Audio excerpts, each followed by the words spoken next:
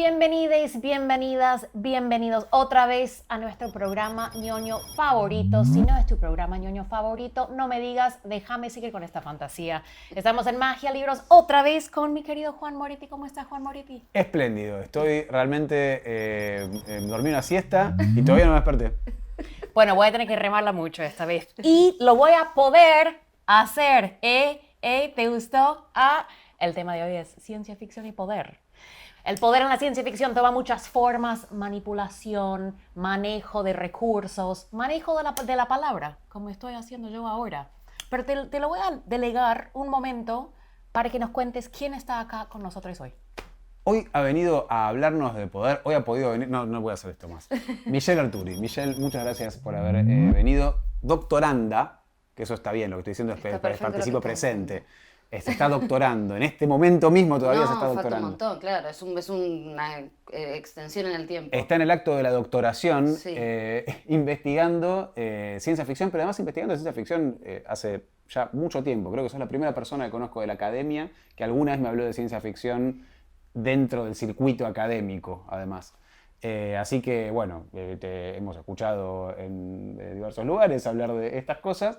Y bueno, y además una experta en Dune, por cierto, cosa que antes de que se hicieran, antes de que viniera Chalamet a agarrar a los gusanos, ella ya estaba yendo a Dune y tomando notitas. Así que ideal para hablar acerca de esto, y además muy interesante porque trabajás mucho, por ejemplo, con Angélica Borodiller, que después va a llegar el momento de hablar de eso, donde también hay una cuestión del poder justamente del uso de la palabra dentro del circuito de la circulación de textos literarios, dentro de la crítica también, la ciencia ficción dentro de la academia.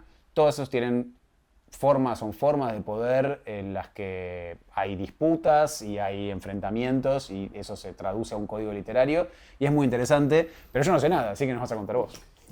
¡Bienvenida! Gracias. Bueno, muchas gracias. La verdad es que es un tema súper amplio, súper amplio, entonces podemos como ir haciendo algunas como distintas cositas y de última señalamos algo como para desarrollarlo después y vamos de a poco. Juan siempre me hace quedar muy mal cuando dice eso, porque él lo dice como un halago.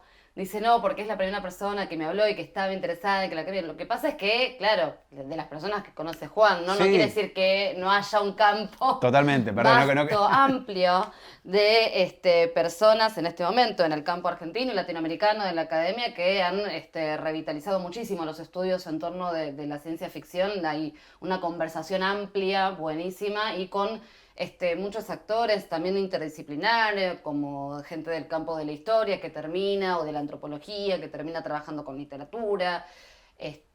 Por suerte eso está pasando bastante, también en ocasión de, bueno, sucedió, no sé, para hablar de ciencia ficción argentina, la serie del Eternauta, que también habla de poder, de relaciones de poder, nos lleva a un momento específico de la ciencia ficción, pero también nos trae a una de las primeras instancias de la ciencia ficción argentina.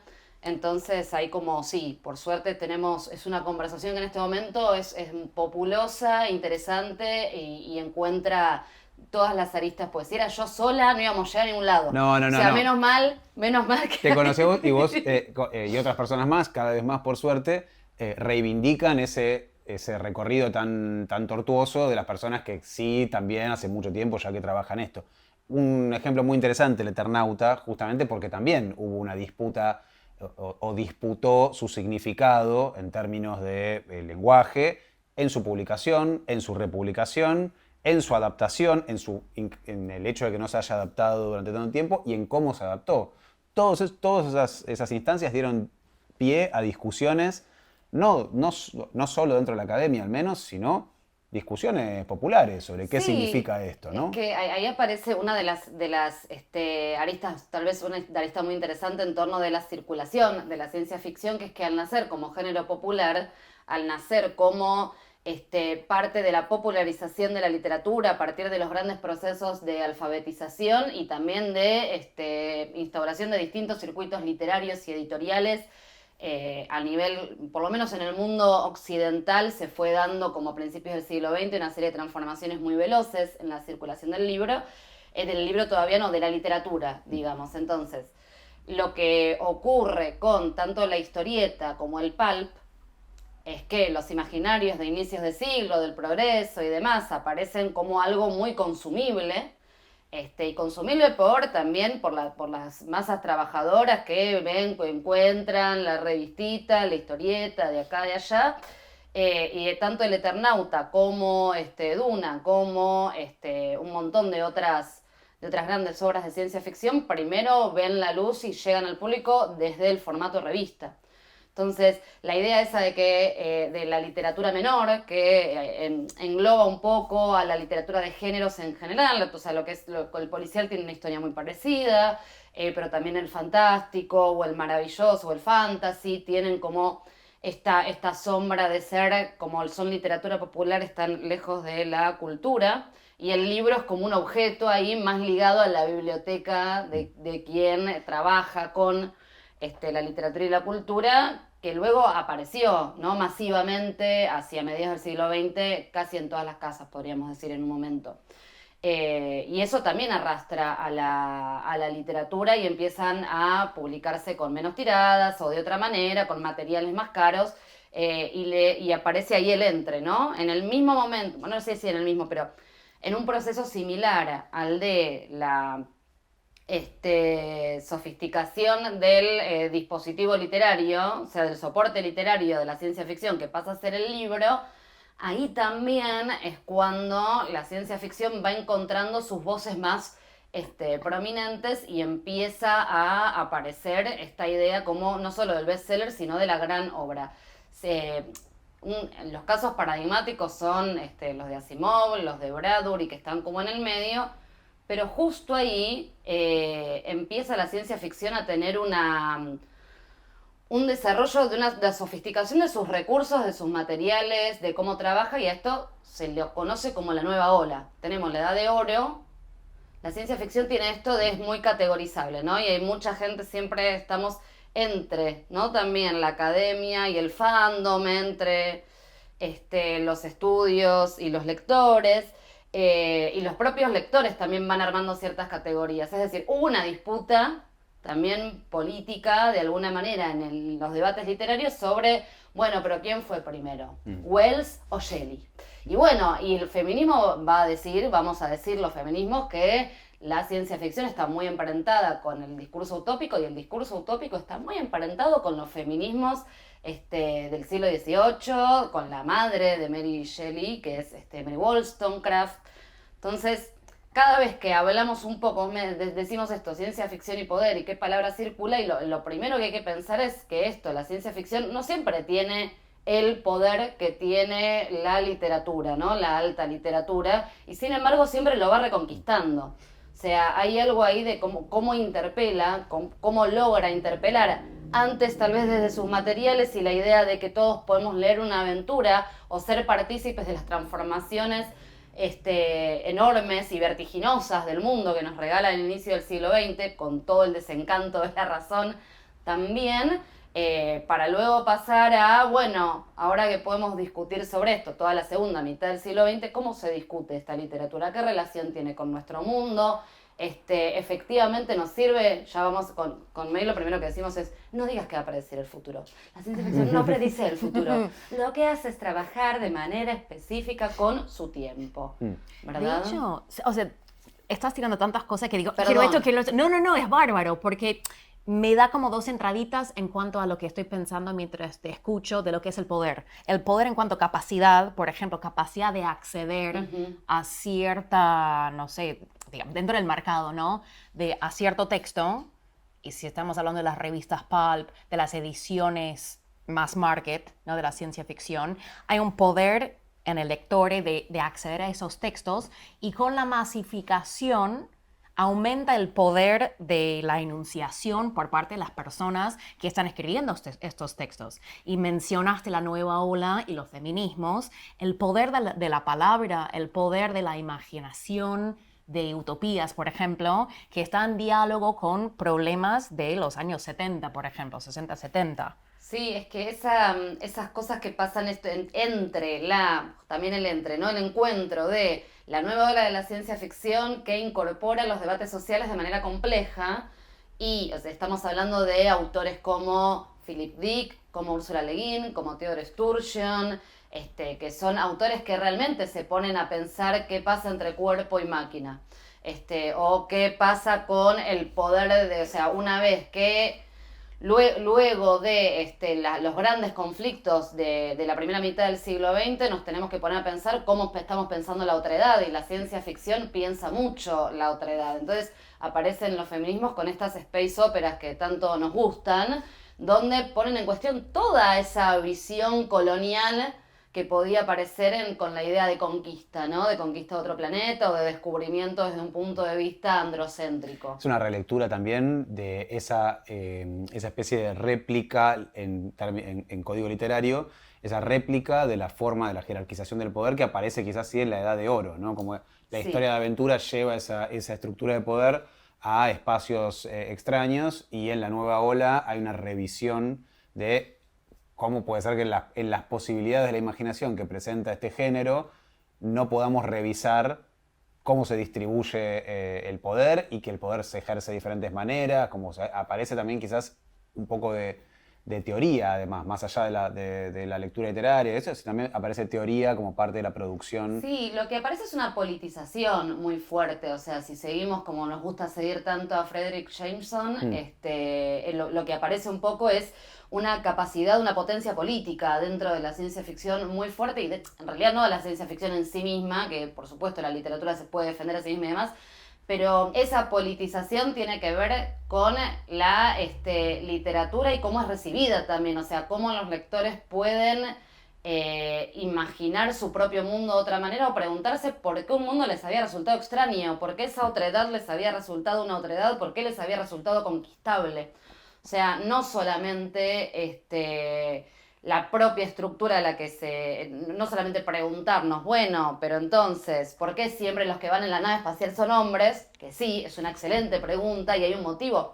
Y hay un motivo también por el cual el explorador, el investigador, el humanista es el que va a tenderle la mano al otro, en general, como rol dentro del descubrimiento, de la idea de descubrimiento de mundo nuevo en la ciencia ficción. O sea, y ahí expande sus límites la ciencia ficción, hace algo espectacular, que eso es un poco lo que aparece en Duna, por ejemplo. Lo que hace el Duna es Frank Herbert en el 65, que es el momento, ¿no? Porque después le podemos criticar a Frank Herbert cierto androcentrismo bastante claro en la estructura de la obra, más allá de que haga cosas, que tenga personajes femeninos muy interesantes y demás, que tiene que ver con su buena escritura y demás, y cosas que en la última transposición de Villeneuve cambiaron en ese sentido, les da otro rol y hace otra cosa con esos personajes, pueden encarnar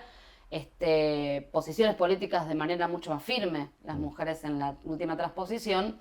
Entonces, por ahí, todavía con un resabio del androcentrismo anterior, de la ciencia ficción, y al mismo tiempo abriendo la posibilidad, lo que dice Herbert es, bueno, acá la tecnología como dispositivo de poder y control no va a existir más. Entonces vamos a depositar todo eso en la capacidad de cada cuerpo de acceder a determinados... La tecnología va a ser la que se desarrolle en los cuerpos humanos. Y ahí hay un dispositivo de poder y de extrañamiento fuertísimo. Ese vendría a ser, en términos de Darko Subin, que también lo retoma Jameson, ese vendría a ser el novum que permite el extrañamiento en torno de nuestras condiciones. Porque en el 65 tenemos el problema del petróleo, el problema de la ecología, el problema de de los grandes genocidios del siglo XX. Una serie de cosas que pone a poner sobre cómo funciona el poder, justamente Herbert hace eso, pone en juego una serie de dispositivos de poder y nos lleva miles y miles y miles y miles y miles de años al futuro de la humanidad. Esta extrapolación es lo que permite pensar de manera como a contrapelo a veces, pero también como extrañándonos un poco de nuestras propias condiciones, el presente ese, y que sigan siendo problemas es una de las condiciones de posibilidad de que sigamos queriendo ir a ver el estreno de la última transposición de Duna, porque son problemas que nos siguen preocupando. Yo pensé que el tema de los recursos, del poder en relación con un colonialismo llevado no a la violencia, sino a la sujeción económica, pensé que ya estaba terminado. ¿Sí? Pero parece Diablo, que no. ¿sabés qué? Creo que no. Bueno. Creo que justo ahora, si miramos un No poco me no tan spoilees, lejos, si miramos no tan lejos, estamos en esa situación, sí. Estaba pensando, hablando por ejemplo de esta cuestión de las críticas que se le hacen a las formas, digamos, quizás al arquetipo, sí, el arquetipo del cuento del explorador, de la nave espacial y esto, en el cuento de Los embriones de Violeta, de Sí, Angélica Orodiller. cuentazo. Un excelente cuento Uno de nuestros cuentos favoritos. que está Bajo las Bajo las jugueas jubeas en flor, que en un par de ediciones es Las jubeas en flor, pero en realidad el cuento original se llama Bajo las jubeas en flor. Bajo las jugueas en flor. Y en ese libro está Los embriones de Violeta, en donde además empieza una propuesta parecida a la de Solaris, además. De hecho, se llama Salaris 2, Claro. la nave, claro, hay una clara intertextualidad ahí, y es una de mis preguntas, una de las preguntas que me hago es si Gorodischer llegó a ver antes también la peli de Tarkovsky antes de escribirlo o no, solo había leído a Lem. Los años deben ser... Está todo muy cerca, Claro. porque de Las juegas en flor es de fines de los 60, si yo no estoy equivocada. O principios de los 70, sí, o 68, 72, una cosa medio por ahí. En ese cuento, al principio pareciera reproducir esta imagen de los exploradores llegando al planeta donde hubo otra misión anterior, humana, que claramente con fines coloniales, ¿no? Sí. O a ver cómo se integra esto, algo distinto a lo que hace Leguín con el Ecumen, en donde es un poco misterio, medio ONU la cosa, no se Sí. entiende muy bien por dónde va, pero acá es claramente más parecido. Bueno, vamos a buscar los recursos acá, y se encuentran con que en este planeta quienes están ahí pueden producir cualquier cosa que quieran. Pero los de la misión anterior, ellos no, entonces... No sé, como aparece ahí una confusión, y después el final además es espléndido porque se enteran cómo es que lograban producir todo lo que imaginaban. Y hay un momento que no quiero arruinar para quienes no hayan leído el cuento, pero hay un momento que es una discusión explícita sobre el rol de todos esos muchachos, además, la incapacidad que tienen de imaginar un punto de vista femenino. Está explícito en el diálogo, pero recreado con un motivo dramático que lo justifica. Pero es casi que podríamos retirar esa parte del cuento y que eso fuera una crítica literaria pertinente en su momento. Sí, es que lo es. De hecho, todo eso lo sintetiza muy bien Joanna Russ, que fue una escritora feminista de ciencia ficción, lesbofeminista, muy genia, muy radical, que tiene un libro que se llama Cómo suprimir la escritura de las mujeres, y hay un textito muy lindo que se llama Tropos del espacio exterior, donde va contando los clichés, ¿no? Los clichés narrativos que aparecen en la ciencia ficción escrita por varones androcéntrica y demás. Igual también está bueno aclarar que no es que las mujeres no escribieran ciencia ficción o no tradujeran ciencia ficción o no editaran ciencia ficción.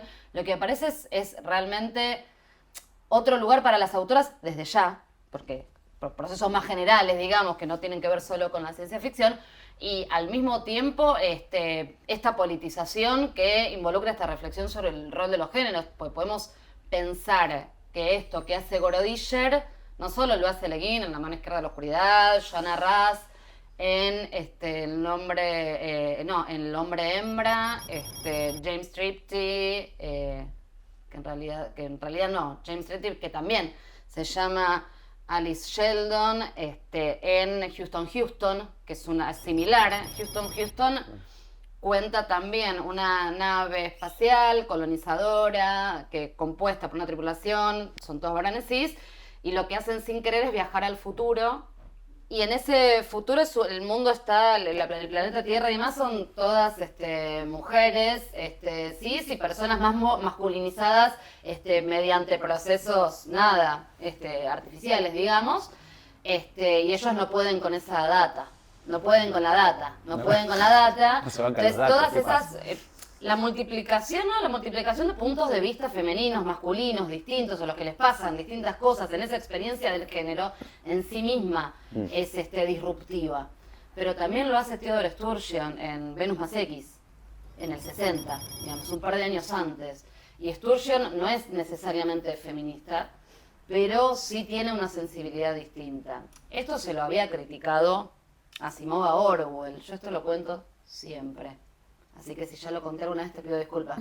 Con May solamente hablamos en público. Tenemos ese kink. Solo hablamos si hay más gente y la conversación tiene tema. Bien. Si no, no. No podremos sostener una conversación, sería No completamente podremos sostener una imposible. conversación No me casual. mandéis un WhatsApp. Es porque realmente no. muy difícil. Asimov hace una crítica, en 1984, Asimov escribe una crítica a 1984 que había sido publicado en el 48 por George Orwell. Y lo que le dice son dos cosas. Con la primera está equivocado y con la segunda no. Lo corría Asimov la primera. ¿No? Dice que que le arruina el verosímil el problema de la excesiva burocracia. A partir de postdata sobre las sociedades de control de Deleuze, ya sabemos que la excesiva burocracia y los humanos vigilándose a sí mismos, es decir, esta instancia del capitalismo nos ha demostrado que el mejor vigilante de la humanidad es otro humano controlando lo que estás haciendo, a qué baño entras, cómo tenés el pelo, cómo estás vestida, de dónde venís, dónde vivís. Todo eso lo hacemos antes nosotros que un dispositivo externo a la estructura social.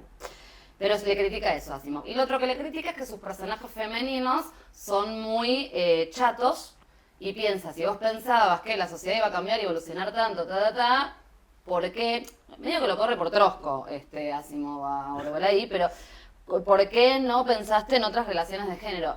La realidad es que a mí me gusta mucho Asimov, me encanta, me gusta mucho más la saga de los robots que la saga de la Fundación, pero porque ahí estoy con Herbert en la disputa. Era todo binario.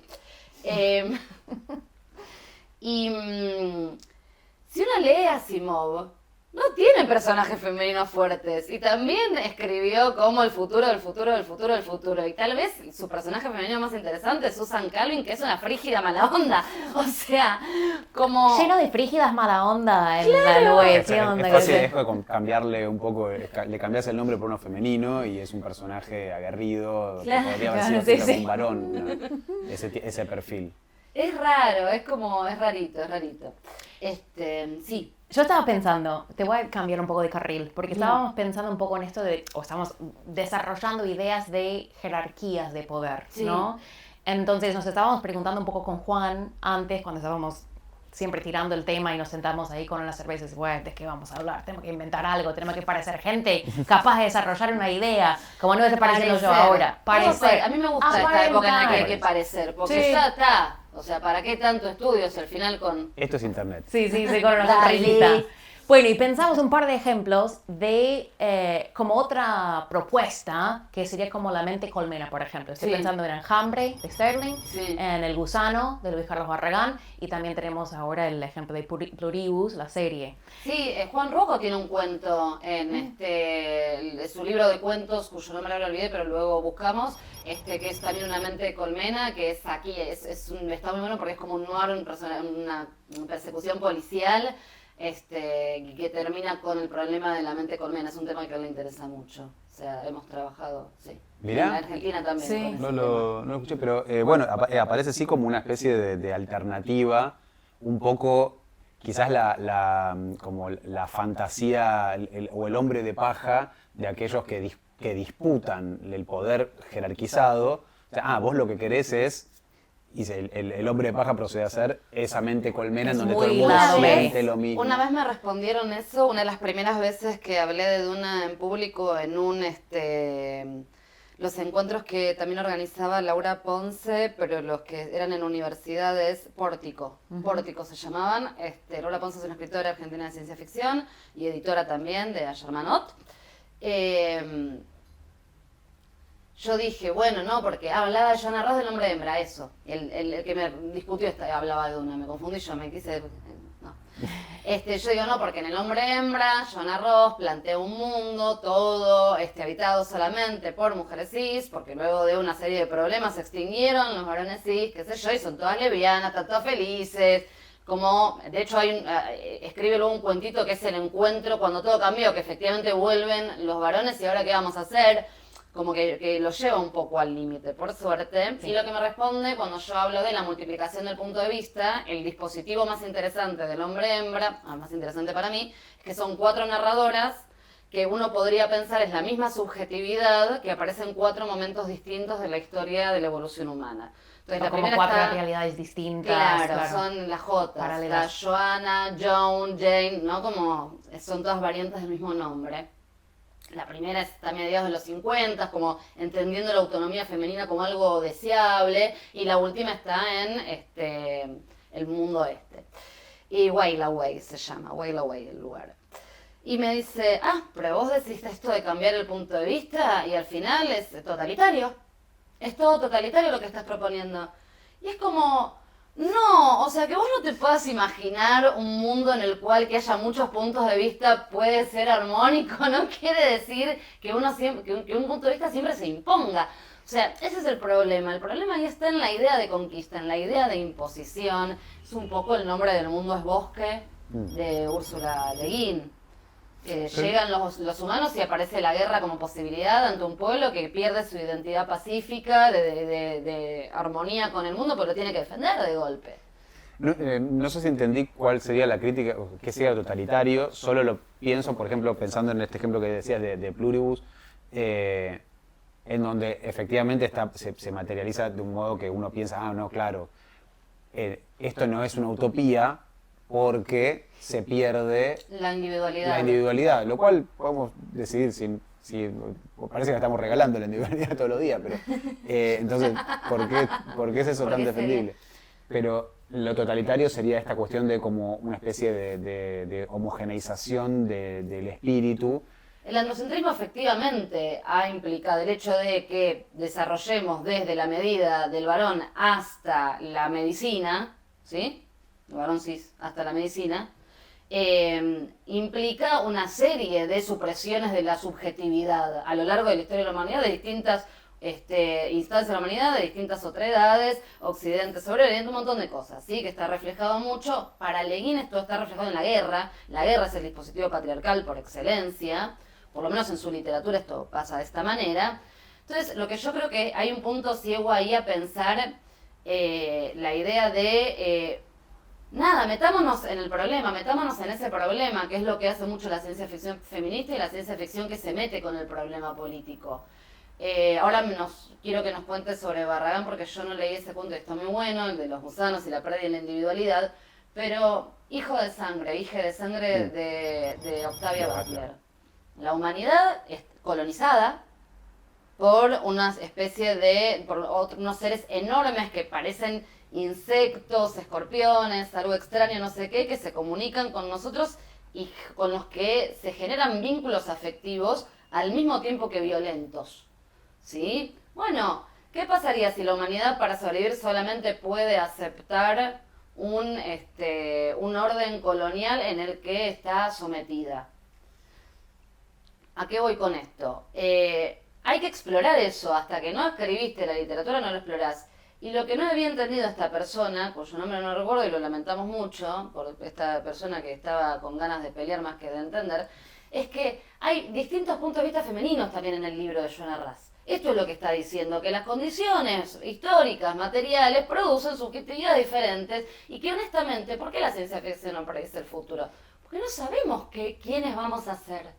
Si cambian determinadas condiciones, no tenemos manera de saberlo. Claro, nuestros puntos ciegos van cambiando.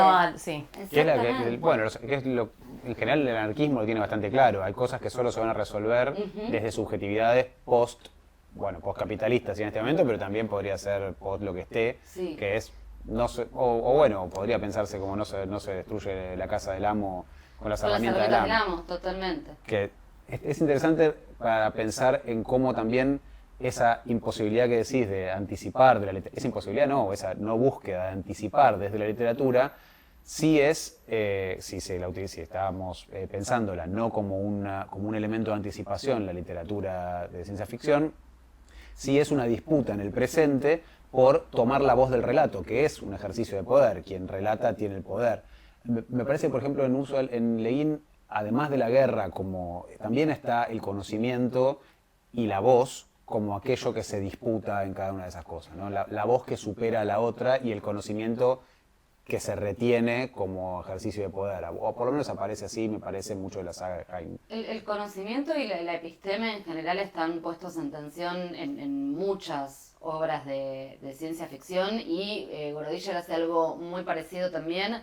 Si uno lee el libro del que habíamos hablado antes, Bajo las jubeas en flor, lo que aparece a lo largo de los relatos aparece como un libro que en realidad contiene toda la historia del mundo, ¿no? O sea que ahí hay un depósito, muy borgiano este dispositivo, hay un depósito específico de conocimiento y de poder, o sea, saber y poder en esta etapa de la ciencia ficción están claramente ligados, que podría ir a explicarnos ese universo, ¿no?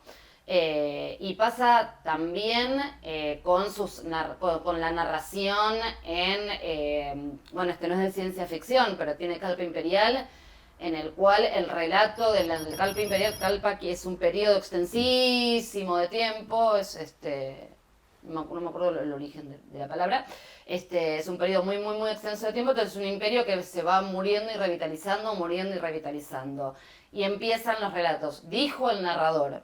Y hay uno de esos relatos en los cuales el poder que tiene el narrador se pone en crisis con el poder que tiene el escriba, el poder que tiene el historiador, ¿no? Como todo eso va cambiando. Eso también aparece en Duna, porque una de las cosas más importantes de Duna son sus paratextos, porque organizan el sentido de la lectura, como cualquier paratexto, en ese orden de poder. Cada epígrafe en Duna es un extracto de un libro de la historiadora oficial del imperio de Paul, que es el imperio del niño de 15 años con el que empieza la historia. Es decir, ya sabemos cómo va a terminar, ya sabemos que va a ser emperador, y además ya sabemos cómo va a ser contado como emperador, cuál va a ser su relato oficial. Y entonces ahí aparece, como también es un libro muy polifónico, que tiene muchas perspectivas que se van desarrollando con muchas voces, ahí decís, está todo bien con Paul y sus contradicciones y esto y lo otro, pero yo sé que al final vas a ser el responsable de 600.000 millones de muertes. Porque te lo va anticipando el propio libro en su estructura narrativa, en el poder que le da a la narración posterior de ese imperio. Incluso cuando la obra pareciera ser la verdad, ¿no? Como el momento en el cual vos te enterás de esto, pero luego esto se narra de esta otra manera. Volviendo a la cuestión mente colmena, también está el problema de los tres cuerpos, ¿no? O en el juego de Ender, yo no sé si no me acuerdo si los insectitos y demás también tienen mente colmena, y esa es tremenda para pensar el poder, el dominio y la construcción del otro. Y son muchos ejemplos del poder en tanto la capacidad de ejercer la violencia y controlar, matar, extorsionar, esclavizar a otras personas, a otras especies, a un planeta, ¿no? Y vuelvo a esto de Pluribus. La vi hace poco porque todo el mundo, que yo termino hablando del gusano siempre, que es una novela bárbara, y vos publicaste una historia muy buena que solés hacer, que dijiste algo así como, quien no haya leído El gusano a cualquier pluribus reza, o como era. Sí. Muy bien. Es que hay algo ahí que me parece re interesante desde el nombre de la serie, que viene del lema nacional de Estados Unidos, E pluribus unum, de muchos uno, ¿no? Sí. Y es la idea de que el poder es la poder de decidir, es la independencia. La agencia. Exactamente. La agencia individual, sí. Es como tenemos todos estos términos que empiezan a solaparse y empiezan a perder el sentido en el uso, en un uso muy intencional, ¿no? De que Carol, la protagonista, tiene la posta porque es ella y ella no acepta. Y ella es acérrima y ella va a pedir su bomba nuclear porque ella tiene que acabar con esta cosa que es un robo de la agencia, de la individualidad, ¿no? De su capacidad de ir al supermercado y elegir exactamente la manzanita que ella quiere, importada de... Claro, el nivel de desgaste, de cómo se ponen en juego los recursos, ¿no? O sea, mira, y ahí aparte son malos, porque te hacen cuestionarte realmente si no deberíamos empezar a comernos a nuestros muertos, con cómo estamos destruyendo los recursos del planeta. Te lo cuestionan porque ellos mismos hacen eso, es como Digo ellos porque me refiero a la entidad colectiva, ¿verdad? Que aparentemente habría una entidad colectiva sin un portavoz. En el problema de los 3 cuerpos hay un portavoz, hay como un líder. Acá todavía no es claro. Y es eso de decir, bueno, pero yo como persona humana con agencia, individualidad, quiero ir al supermercado y elegir el pan que más me gusta. Y es tipo, claro, pero nosotros tenemos toda esta comida congelada para poder ir comiendo de a poco todo lo que se puede, distribuirlo de manera racional. Que mucho no nos gusta, pero bueno, hay que hacer lo mejor que podamos. Igual eso es, a ver, aparece la chicana, bueno, al final eran comunistas, economía planificada, no sé qué, o te quiero ver sin Estado, nos está yendo bárbaro con esa idea. Y aparece el problema de a cuánto vale el individuo, a costa de qué, ¿no? Bueno, entonces, es que aparece un poco como ese intercambio, que ahora se dice trade-off, que es lo que está de moda, pero con la idea de cualquier tipo de, no te digo de utopía, de proyección utópica, pero sí de cualquier idea de progreso. En este caso, bueno, extrapolada, ¿no? Esa idea. Y el trade-off, si el trade-off es la individualidad, para mí hay un acierto en la serie de Pluribus, que es que a mí me parece que no es muy agradable la protagonista, no es querible, es un poco como... Muy pataleta. Y sí, y medio que como no se haya... Es una wasp norteamericana, En torta, su cul-de-sac, por suerte ese- torta, menos mal, si no, Sí. una buena. Sí, y tiene después al final como su rol como escritora, pero está como, lleva su insatisfacción al prójimo realmente, Sí, eso es lo que sí, quiero decir, total. no es muy querible en ese sentido. Es muy yankee, me parece un excelente retrato Sí, yankee, totalmente. realmente. Me parece que el hallazgo ahí es hacerla poco creíble porque, a diferencia de lo que pasa en El Gusano, en el Gusano de Luis Carlos Barragán también, a mí me simpatiza mucho el personaje que va manteniendo su individualidad a lo largo de... Y bueno, y después otro que la mantiene más aún, ¿no? Aparecen personajes que mantienen su individualidad mientras los demás en un momento empiezan a fusionarse en esta forma medio... En un momento no, es gradual y es muy divertido y Se muy hacen interesante. primero gigantes, o sea, se empiezan a fusionar los cuerpos, Sí. luego se forman gigantes y bueno, hacia el final que no vamos a spoilear, bueno, sí, a vos te tengo que Bueno, hay decir, un vos sos gusano, hay un pero gusano. igual se está en el título. Bueno, sí, es verdad. Y está en la tapa, pero hay la, un gusano Como un gigante. gusano, No, jamás sí. vi venir Gusano, eso. no. Sí. Pero bueno, claro, es esta idea de la vos decirlo, lo estabas haciendo muy bien. Individualidad. Mantarraya. Eso. Sí, la individualidad, sí. Que esa pérdida de individualidad aparece además como el último bastión del peligro del comunismo. Claro. Porque propiamente el problema es, no vas a poder ir a comprar pan, todos los panes van a ser el mismo pan, como en Alemania comunista. No es Esa tan es la grave. imagen. Ha habido, o sea, la humanidad ha atravesado cosas peores que no tener variedad de pan para elegir. Es que El parece problema es como... no tener pan para comer, digamos, ante uno solo y nada. La verdad, te voy a elegir el que es uno solo. Pero hay una conflagración de ambas cosas, porque pensemos, nos estamos yendo un poco de mambo, pero también en cómo se arman los relatos, por ejemplo, de cuando había los supermercados vacíos en Venezuela.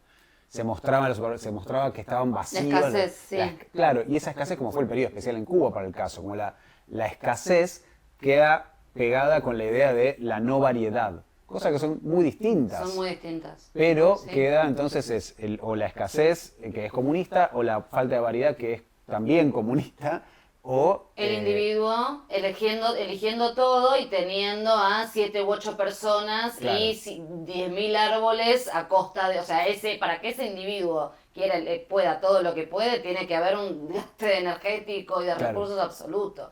Eso es un poco lo que no se ve. Creo que tal vez una buena respuesta a esta tensión que es tan dicotómica que nos devuelve a la ciencia ficción incluso de la carrera espacial, ¿no? A la ciencia ficción de la carrera espacial donde siempre el rojo, Marte, rojo, comunistas, el otro es el comunista, bueno, todo eso que pensamos que lo habíamos superado, pero evidentemente no, el fantasma del comunismo sigue más vivo que nunca.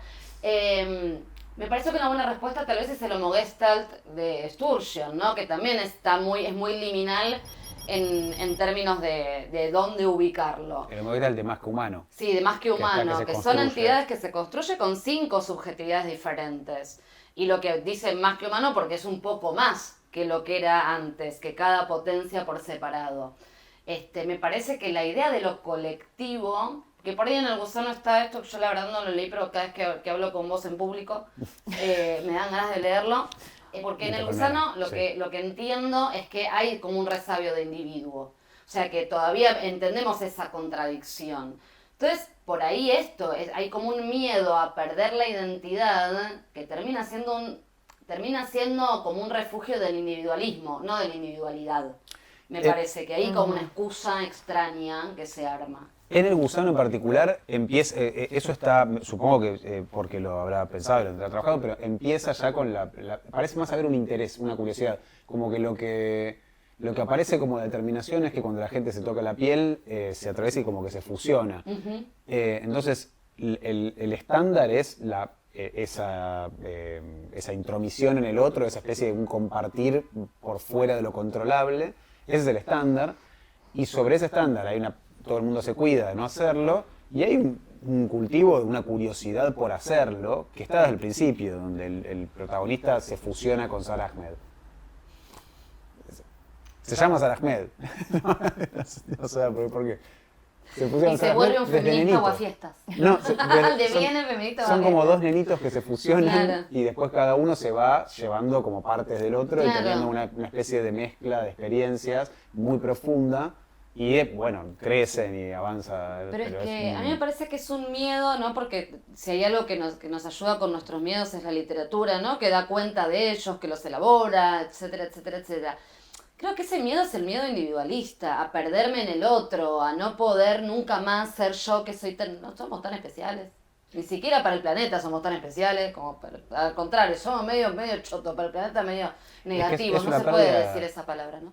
Una pérdida de poder también, ¿no? En estos términos como el no poder elegir, el no poder mantener privados mis pensamientos, el no poder tener. Como son todas pérdidas de poder. Estamos teniendo algo de privacidad en este momento. O sea, también es el punto. ¿Contra qué lo estamos pensando? De todos modos, sí creo que hay realizaciones un poco más armoniosas o que se meten más en el problema de buscar con quién, cómo, ¿no? Esta unión. Porque el problema de la mente colmena es que no hay individualidad o que una de las teorías del fandom de Pluribus es que, por ejemplo, lo que pasa es que están acallando todas esas voces y que en realidad están sufriendo. Y hay efectivamente una agencia sobre otras, ¿no? Una subjetividad sobre otras, que es un poco lo que pasa también en Duna. Todos los caminos conducen a Duna. Este programa de ciencia ficción y Duna. Que quienes tienen la capacidad de la presciencia conectan con las memorias de sus antepasados. Paul Atreides lo logra hacer con sus memorias femeninas y masculinas, pero su hermana Alia, que es de quien está embarazada Rebecca Ferguson hacia el final de la película de Disney, para quienes solo vieron la película, como despierta a la presciencia antes que a la conciencia, es vivida por las subjetividades ajenas. Por eso es como una especie de esta posesa, ¿no? Abominación, embrujada, esto y lo otro. De hecho, no voy a spoilear eso. Ese spoiler no lo voy a hacer. Reteniendo el poder de la información en este acto mismo. Muy bien. No, pero porque no quiero que la gente... aparte se encuentra en cualquier lado esa parte, ¿no? ¿Para qué? Uno se puede spoilear tan fácilmente. Vamos a cuidar a la gente, a cuidar al público. Bueno, lo llevaste al ejemplo de Duna, pero todos aquellos ejemplos en los que aparece el poder de la vocería, el poder de tener la voz que representa a un grupo de personas. Y en ese sentido voy a insistir con la parte de cómo la narración aparece de esta manera. Y hay mucha ciencia ficción en clave del registro de, ¿no? Por ejemplo, para el caso, La mano izquierda de la oscuridad. Sí, sí. Está en clave de un registro. Ese registro da explícitamente el poder de interpretación histórica de los hechos, ¿no?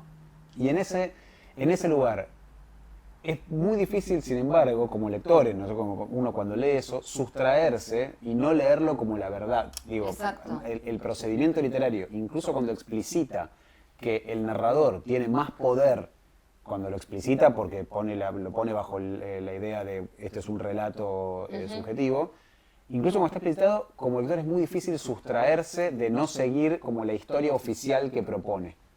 Y eso me parece fascinante también desde la lectura, no solo desde la escritura, desde la producción, sino que en la lectura siempre va a ser tan difícil sustraernos de leer la literatura como si como si fuera un reflejo de una realidad, o como si produjera una realidad interna y uno eligiera cómo interpretarla a través de la voz más poderosa.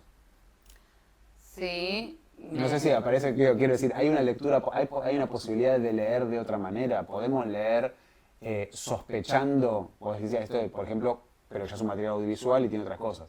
¿Se puede leer sospechando de la voz narradora, de la voz que Se toma puede la leer palabra? sospechando de la voz narradora, lo que pasa es que las mejores lecturas, o sea, pasa que la enunciación en la narración ahí te lleva a sospechar o no muchas veces. Es un dispositivo literario la construcción de la sospecha en el narrador, que es un poco lo que pasa en Duna con con las intervenciones de los paratextos, tanto los epígrafes como los anexos.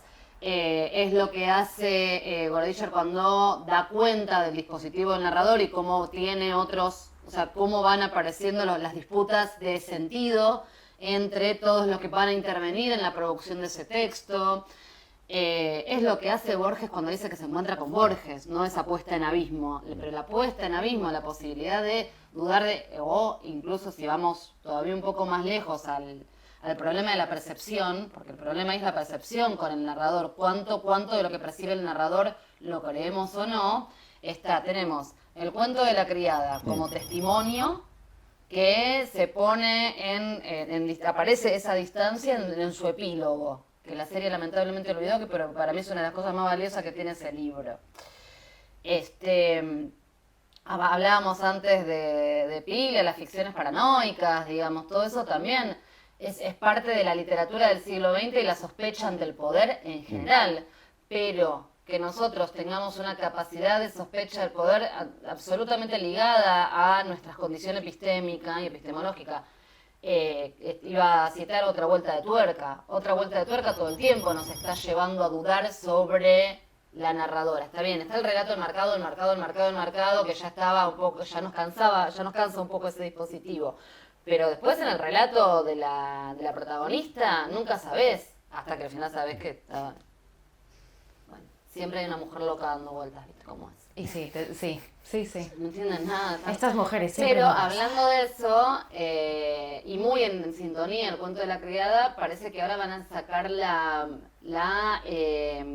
transposición de un libro que salió hace muy poco, que lo estoy leyendo en inglés, que es sobre una persona que aparentemente, una mujer que se dedicó a ser tradwife y a una construcción narrativa de internet de la vida feliz en torno de ser tradwife, y un día aparentemente se despierta en 1850 y tiene que ser una mujer del siglo XIX. Y lo que ocurre ahí, para el dispositivo literario de este texto, tiene que ver con eso, con que en realidad lo que le está pasando es que su mundo se convirtió en esa opresión. Se creyó su propio relato, se creyó la narración de poder que ella misma estaba haciendo. Creo que la única manera de escapar al poder del narrador, que nos encanta, que es un poder al que nos encanta someternos, quienes disfrutamos todavía si hay algo que se puede llamar placer del texto, nos pasa eso, pero también con los ensayos que están excelentemente enunciados. Por ahí no necesariamente es el favorito de todo el mundo, pero si uno lee los grandes ensayos como el Facundo de Sarmiento, o incluso una disputa genérica importante, ¿no? El ensayo como vía del pensamiento latinoamericano. Ahí Latinoamérica encontró su manera de tener voz y tener poder enunciativo en el ensayo. Entonces, porque nosotros vivieron que no tenemos filosofía, tenemos pensamiento. Entonces, me parece que la única manera porque seguramente hay literatura fascista. Digo, si pensamos que hay literatura que puede ser potencialmente feminista, tenemos que pensar que hay literatura que puede ser potencialmente fascista. Si no, no habría efecto de lectura. ¿No? Como Bueno, los respaldos. hablando de la ciencia ficción, ¿verdad? Como hay un montón de ciencia ficción pensada desde y para y por el fascismo. Y no me refiero a aquella que luego fue reinterpretada y utilizada por... sino esto, como ciencia ficción reaccionaria, ciencia ficción totalitaria y demás. La fascinación por lo militar, que va muy de la mano con las historias de aventuras, porque tiene... Bueno, en realidad la historia de aventura en general, con su gesta y la superación y eso, va bastante, es bastante Eso, combinable. encontrando su fuerza. Claro, sí, su fuerza olvidada, pero que la Sí, tenía al principio, tenías que al estaba principio. destinada, porque el destino y el poder también tienen esa cosa, como hay algo del poder al que estás destinado a tener y a ejercer. Te pido por favor que no me hagas volver a hablar de Duna. O sea, me estás obligando, Juan. Me estás obligando. Podemos hablar de Opus 2, de Gorodischer, ¿no? Ahora También hablo la de cuestión Opus 2 de Gorodischer. la voz de la historia. La voz de como- la historia. Bueno, ¿sabes qué pensé en eso justamente? Porque Opus 2, que es la segunda novela de Gorodischer, por eso se llama Opus 2, segunda obra, plantea justamente el problema de las relaciones de poder. También es episódica, son como 8 relatos, algo así, en un futuro de la humanidad en el cual empieza con el relato antropológico de la excavación, no sé qué, en lo que alguna vez ha sido Buenos Aires, aparece la fascinación militar como algo puesto, tenían esta fascinación militar, Argentina con J, algo que medio extraño, no entiendo, porque no sabemos si es la lengua del futuro, y toda la estructura social de ese futuro de la humanidad tiene en su dispositivo como el novum, digamos, lo que cambió es que el orden racial de poder está invertido y los blancos son oprimidos por los negros. Y tiene, pero ahí también hay que leerlo con sospecha, porque ¿y cómo leemos con sospecha? A partir de entender sus condiciones de producción y su epígrafe. La sospecha tiene que ver con la distancia crítica. Y ahí está el punto del poder del narrador, me parece. El epígrafe de este libro de Opus 2, en el cual la humanidad se ve nuevamente habiendo construido un sistema opresivo racial, ¿sí? Nos encontramos de nuevo con ese problema de la raza.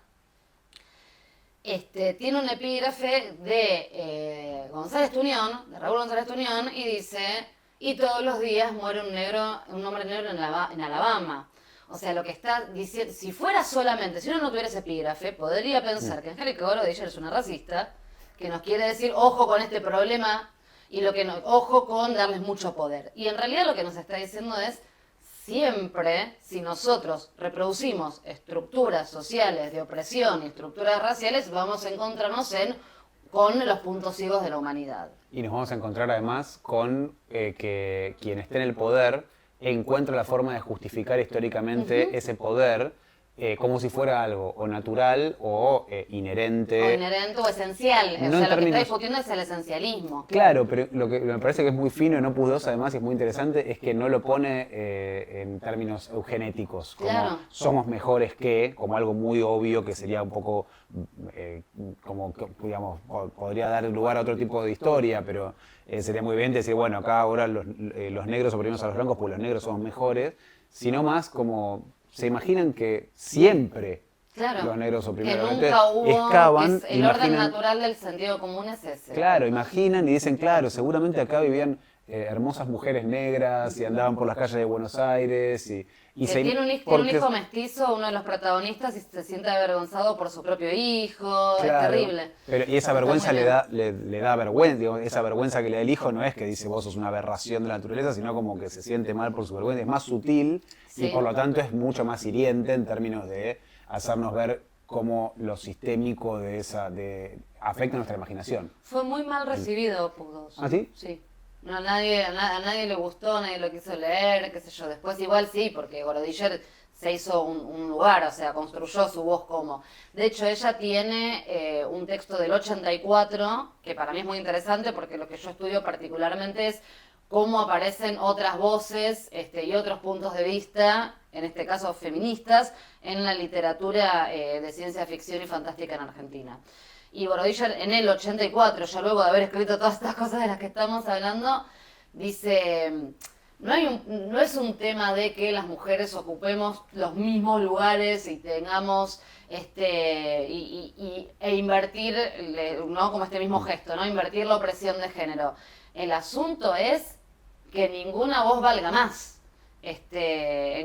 Salir del problema de efectivamente construir modos enunciativos en los cuales valga más una subjetividad, un punto de vista que otros. Sí, está muy bueno ese texto. Sí, bueno, y supongo además que yo no lo leí, pero supongo que porque muchos años antes ya había escrito Opus 2, dará cuenta de la complejidad de eso, que no alcanza con decir, bueno, por cada varón que publicamos una mujer, por ejemplo, y hacemos, No. y hacemos dos No, pues está anaqueles. lleno de mujeres machistas, aunque usted no lo crea.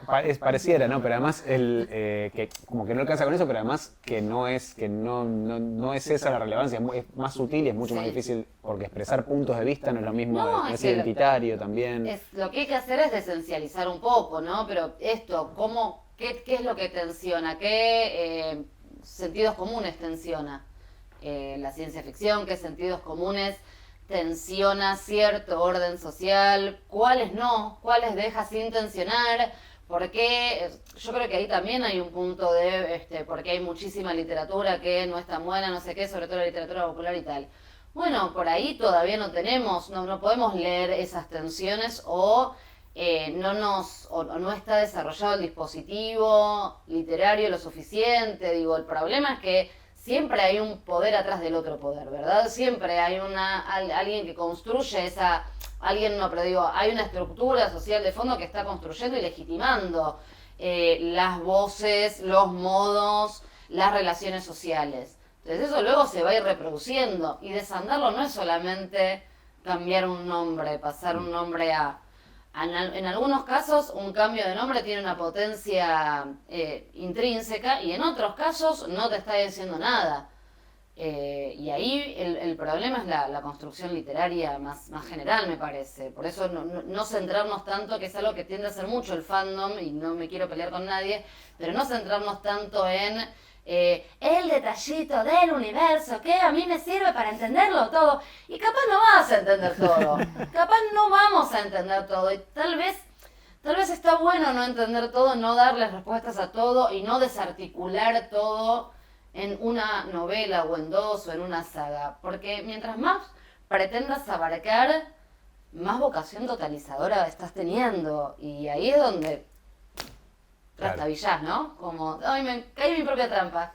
Claro, sí, como el conflicto de ver la lectura como un problema es creer que vamos a encontrar una solución. Claro. Y ya está, ahora ya leímos. Respuestas no hay. Claro. O sea, la lectura va, yo quiero conflicto, yo quiero historia, Claro. yo quiero enredo. Un par de cosas que mencionaron me dejó pensando en el cuento de las criadas y en la figura de las tías, porque hablaste de mujeres machistas y estabas hablando en Opus 2 de un mundo que siempre fue así. Y en el cuento de la criada no fue siempre así el mundo. Y tenemos esta figura de mujeres que están incorporadas en este aparato de poder, que ejercen la violencia, la represión sobre otras mujeres. Y claro, es una figura hiper recontra interesante, y Atwood se ve en la necesidad de escribir otra novela, creo que se llama Los Testamentos, de hace un par de años, centrándose en esta figura, porque son mujeres con poder, pero dentro de una estructura que las tiene subyugadas. Sí. Claro, pero es que, sí, digo, el Cipayo, el Uncle Tom, digamos, como que son figuras que aparecen como traidoras de su propio grupo. Y en ese sentido, en un taller de lectura que estamos haciendo de La mano izquierda de la oscuridad, apareció la idea de que en realidad Estraven, que aparece como este personaje que ayuda a nuestro narrador, o a uno de nuestros narradores, digamos, al narrador que viene de esta alianza de mundos, a incorporar al mundo, a Invierno, a Geden, a esa alianza de mundos. Hay solo uno en ese mundo que genuinamente lo quiere ayudar, y aparece en el grupo de lectura como un poco cipayo este muchacho, ¿no? Como un poco les está dejando. Lo que pasa es que no era que justamente el mundo ahí está planteado medio como desde la perspectiva y demás, y la sospecha, etcétera, etcétera, etcétera, están planteados como una burocracia en decadencia, ¿no? Sí. Hay un orden burocrático, gobernante en decadencia, Y que está a punto de aparecer la guerra en ese planeta. Claro, y planeta. está a punto de aparecer la guerra, Claro. pero solo tenemos la perspectiva de estos dos. O sea, que puede ser efectivamente que en realidad nos estén contando una historia parcial. Sí. Y por eso Philip Dick se volvió loco. No, mentira. así terminó Philip Dick. Claro. Una cabeza olvidada en un avión. Pobre Philip Dick. No, tremendo. Me gusta mucho pensar esta cuestión de que no vamos a terminar nunca, además, de desandar, de encontrar tampoco la forma. yo creo y creo que compartimos la idea de que la ciencia ficción tiene más herramientas para explorar los muchos ángulos de las formas de poder que además todo el tiempo se transforman y se renuevan. Porque la crítica, cuando uno lee 1984 para el caso, hay una parte de la crítica que uno dice como esto sigue aplicando muy bien, y otra que decís no tanto, como cualquier otra, pero porque el poder fue cambiando, el poder sigue tomando formas distintas, y su manera de ponerlo en la materia literaria hay que ir atravesando como diferentes capas. La ciencia ficción seguramente tiene muchas más herramientas que otros géneros, pero nunca va a terminar. Nunca se va a terminar. Esto no va a terminar jamás. Es una condena incesante, día tras día. Esta vida mendaz es un estrado donde todo es estólido y fingido. ¿Sabes lo que sí va a terminar en algún momento? No. Esta entrevista. Ay, sí, bueno, ya lo sabían. Vos no, está bien, mira, vamos a estar bien, no te preocupes. A Todo ver, concluye al fin, nada sí. puede escapar, etc. Luego tenemos otro invitado. No soy tan buena explicando como vos. Vamos no a se me poder. ocurren tantas Vamos a cosas. poder, vamos a poder. Vamos a Vamos a poder. Sí se puede. Sí Que se puede se la- estar. Sí se puede. Bueno, ha sido un recorrido.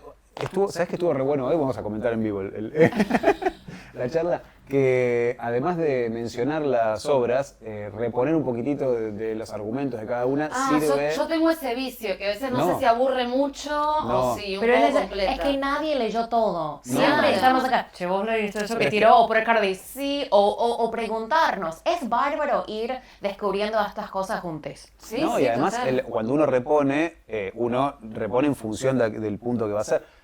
Muy buena entrevista, Michelle. La verdad, un Muchas placer, un gracias, privilegio. la pasé bárbaro. Gracias. Muchísimas Fue gracias. muy bueno. Gracias Sí. a Magia Libros. Gracias a Juan Schmidt, nuestro editor, muy Muchas queridísimo. gracias, Juan. Gracias, Que tiene Juan un Moretti. buenísimo buzo de Tiene Ewoks. un buzo de Ewoks. Vamos a subir Ay, una foto de, no, y con Es la cierto, carapela. no sé, Ah, Yo no. combino porque tengo un osito. Sí, sí. Ay, está todo en composés. Bueno, chicas, muchísimas gracias por acompañarnos en este capítulo otra vez. Les mandamos un beso muy grande. Cara de Espinosa.